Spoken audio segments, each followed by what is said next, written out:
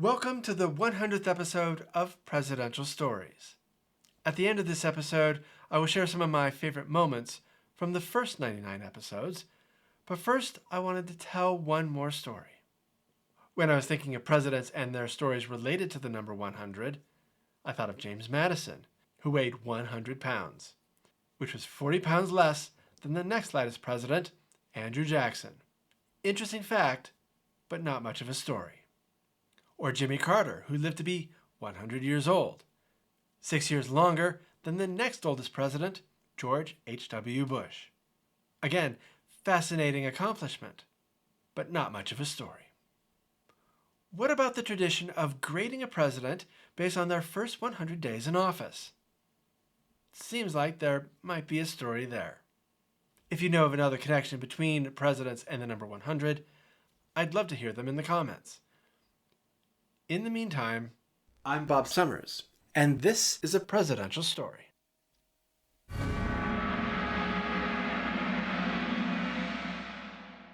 For decades, the press has been measuring presidents on their performance over their first 100 days in office, to the point that even the presidents now reference it. This is the 100th day of my administration. In Washington, some say it marks a milestone, but in many ways, it's just another day at the office. But why is that a measuring stick of success? For that answer, we need to look at the person who set the benchmark, President Franklin D. Roosevelt. When Roosevelt took office in 1933, the nation was in the grip of the Great Depression. Almost 25% of Americans were out of work, and many had been unemployed for years. People lost what savings they had as banks failed. Families were literally starving. On March 6, 1933, Roosevelt closed the entire U.S. banking system, calling it a bank holiday, to stop the run on banks. Then Roosevelt called Congress into a special session in order to rapidly pass bills aimed at getting Americans back to work, protecting their savings, providing relief for the sick and elderly, and getting industry and agriculture back on their feet. The first bill Congress passed on March 9th was the Emergency Banking Act, which created federal deposit insurance for when the banks reopened. On March 12th, the night before the banks were to reopen, Roosevelt delivered the first of his 30 fireside chats to tell a radio audience of over 60 million people what has been done in the last few days, why it was done, and what the next steps are going to be. The special session of Congress was only intended to last until the passage of the Emergency Banking Act, but Roosevelt saw an opportunity to address more issues from the Great Depression, so he asked Congress to stay.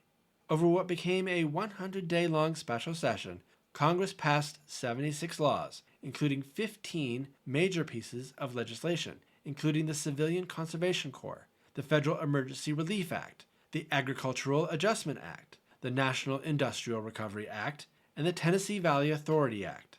Roosevelt also signed over 100 executive orders.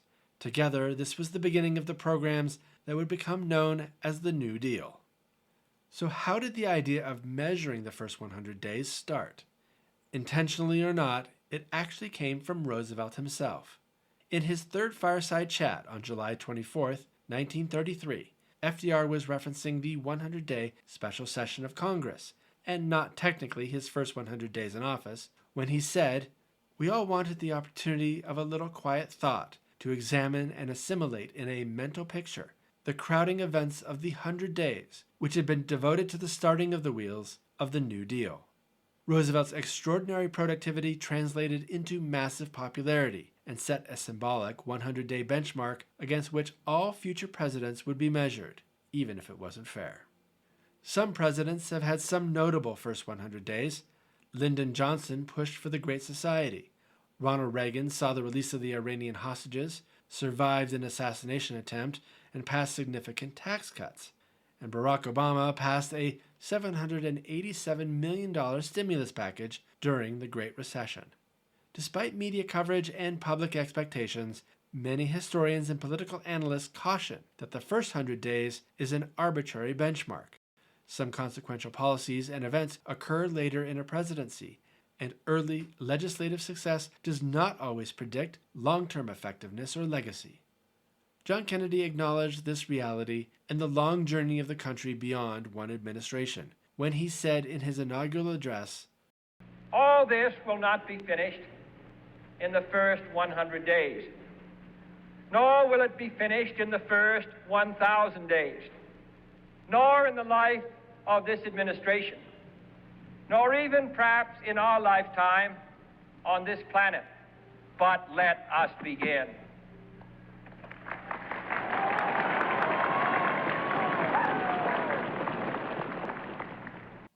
sometimes it's hard to begin when the road ahead feels so daunting.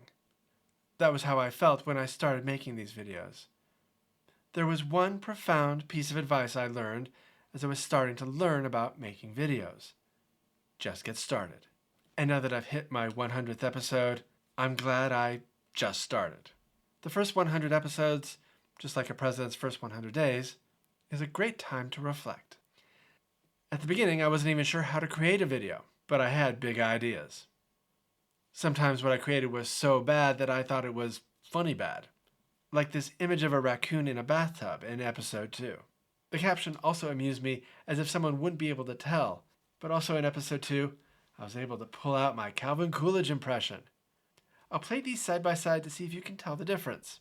One of the greatest favors that can be bestowed upon the American people is economy in government. Please stop sending me these animals. I don't have anywhere to keep them. This is the best Calvin Coolidge impression I've ever heard, if I do say so myself.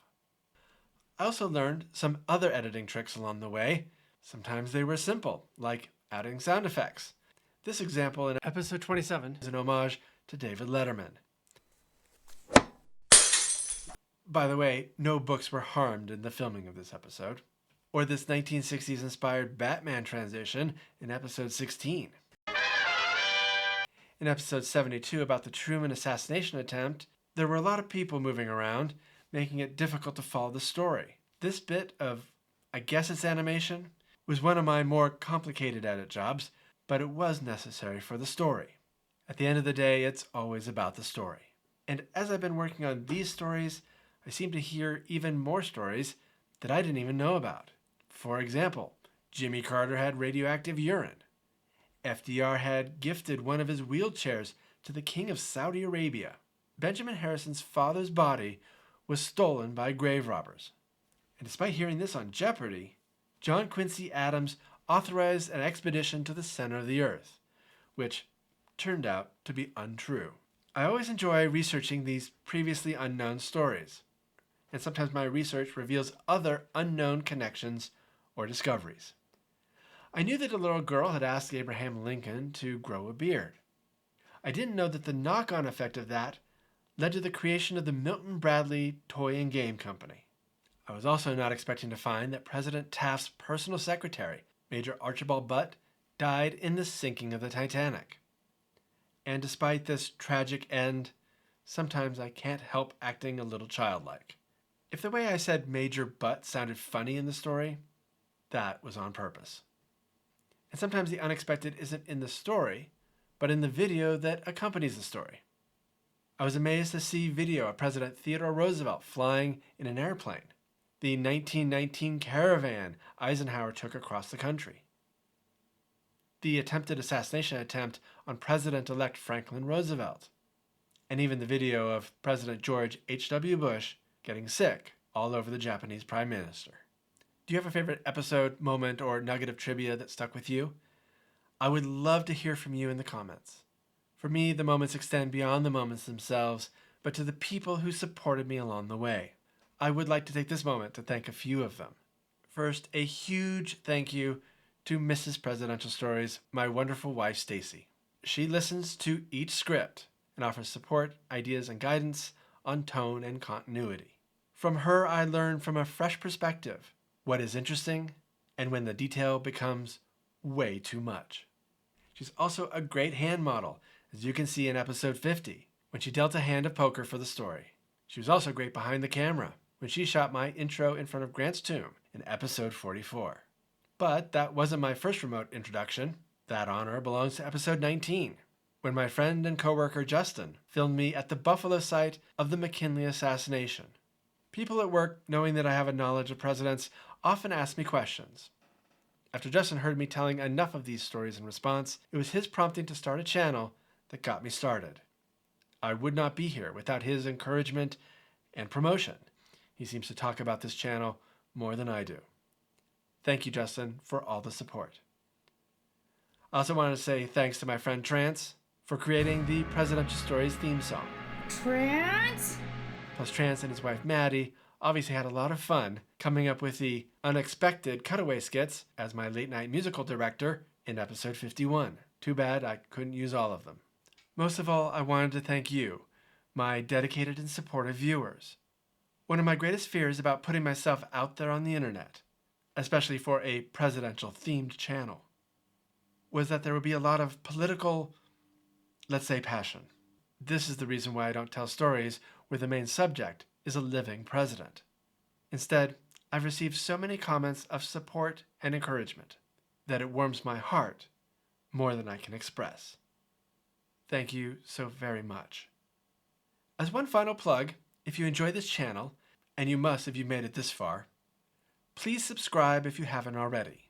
There is no cost, and the subscriptions, along with the likes, comments, views, watch time, all feed into the YouTube algorithm and help the channel find an even larger audience. I appreciate you, and thanks for watching.